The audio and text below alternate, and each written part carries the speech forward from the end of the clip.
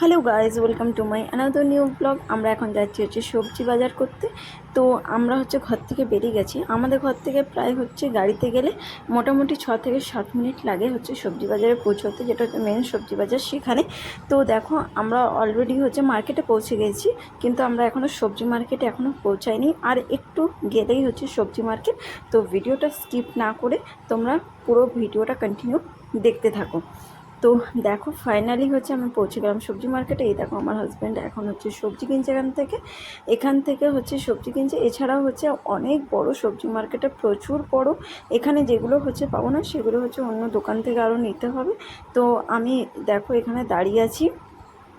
তো আমার হাজব্যান্ড এই যে সবজিগুলো কিনে রেখে দিয়ে গেছে। দাঁড়াও, তোমাদেরকে আমি দেখাচ্ছি। এই দেখো, সবজি বাজার হয়ে গেছে। এগুলো কিনে রেখে দিয়ে ও এখন গেছে মাছ কিনতে। আমি এখন গাড়ির কাছে দাঁড়িয়ে আছি। তো ও মাছ কিনে আনলে তারপর আমরা বাড়ি যাবো। এই দেখো মাছ কেনা হয়ে গেছে। আমরা এখন যাচ্ছি বাড়ি।